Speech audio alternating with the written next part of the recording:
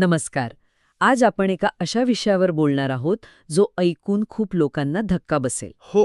भटक्या कुत्र्यांच्या समस्येवर सर्वोच्च न्यायालयाने सरकारला एक खूप मोठा इशारा दिला आहे. हं. आपण काही वृत्तपत्रांमधील बातम्या आणि कायदेशीर विश्लेषणांच्या आधारे या समस्येच्या मुळाशी जाण्याचा प्रयत्न करणार आहोत. बरोबर. तर सुरुवातच करूया न्यायालयाच्या त्या मोठ्या घोषणेपासून. कोर्टाने असं म्हटलंय की आता कुत्रा चावल्यास किंवा हल्ला झाल्यास पीडितांना सरकारला नुकसान भरपाई द्यावी लागेल. हो, आणि ही घोषणा वाटते तितकी साधी नाहीये. न्यायालयाने म्हणजे अधिकाऱ्यांच्या कामावर प्रचंड नाराजी व्यक्त केली आहे. अच्छा. कित्येक वर्ष ही समस्या वाढते आहे, पण त्यावर काही ठोस उपाय होत नाहीये.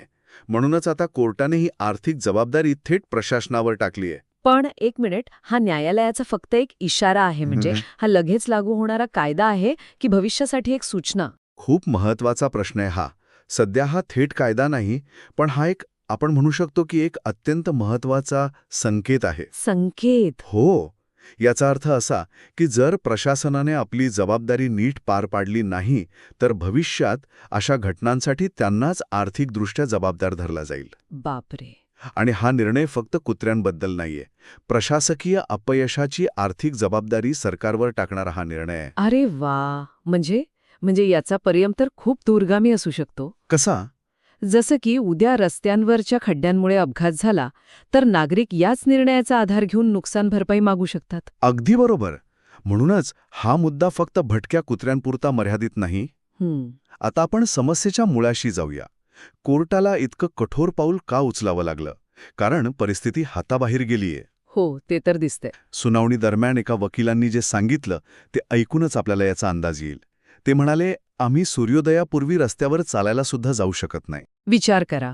या एका वाक्यावरूनच कळतंय की परिस्थिती किती गंभीर आहे, विशेषतः लहान मुलं आणि आपल्यासारख्या ज्येष्ठ नागरिकांसाठी. अगदी. पण यावर नियंत्रणासाठी ती ॲनिमल बर्थ कंट्रोल म्हणजे एबीसी नावाची योजना आहे ना? हो, आहे तर. मग ती अयशस्वी का ठरतीये? एबीसी योजना कागदावर खूप चांगली आहे. म्हणजे कुत्र्यांना पकडून, त्यांचं निर्बीजीकरण करून आणि रेबीजची लस देऊन त्यांना परत त्याच परिसरात सोडलं जातं. पण मग अडचण कुठे येते? अडचण अशी आहे की अनेक ठिकाणी निधी कमी पडतो, प्रशिक्षित कर्मचारी नाहीत आणि काही वेळा स्थानिक नागरिकच त्याला विरोध करतात. अच्छा. त्यामुळे ही मोहीम अर्धवट राहते आणि कुत्र्यांची संख्या नियंत्रणात येतच नाही. पण मला एक प्रश्न पडलाय.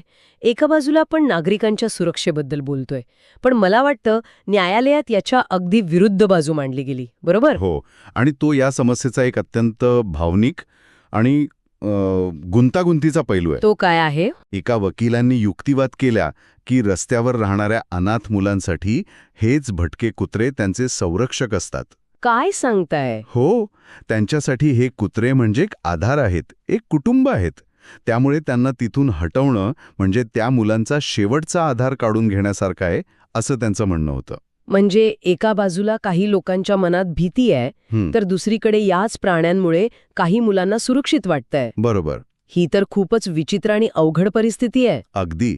आणि हाच मुद्दा आपल्याला विचार करायला भाग पाडतो. ज्या समाजात मुलांना संरक्षणासाठी भटक्या कुत्र्यांवर अवलंबून राहावं लागतं, तिथे खरी समस्या कुत्र्यांची आहे की आपल्या सामाजिक व्यवस्थेची? हा विचार करण्यासारखा मुद्दा आहे. रस्त्यावरची असुरक्षित मुलं आणि रस्त्यावरचे असुरक्षित नागरिक या दोन्हींची जबाबदारी शेवटी व्यवस्थेचीच आहे. तर मग आता पुढे काय? एकीकडे मानवी सुरक्षा आणि दुसरीकडे प्राणी हक्क, या सगळ्यातून मार्ग कसा काढायचा? सध्या तरी यावर कोणताही सोपा तोडगा दिसत नाही. पण सर्वोच्च न्यायालयाच्या या इशाऱ्यामुळे किमान प्रशासनावर एक दबाव नक्कीच निर्माण झाला आहे. म्हणजे त्यांना आता हे गांभीर्याने घ्यावंच लागेल. पण फक्त कायदा करून किंवा कोर्टाच्या आदेशाने हा प्रश्न सुटणार नाही. बरोबर. या सगळ्या चर्चेनंतर एक गोष्ट स्पष्ट होते की ही समस्या दिसते त्यापेक्षा खूप खोलवर रुजलेली आहे. हो. त्यामुळे प्रशासनाच्या ठोस कृतीची वाट पाहण्याऐवजी एक प्रश्न आपल्या सगळ्यांसमोर उभा राहतो. कोणता?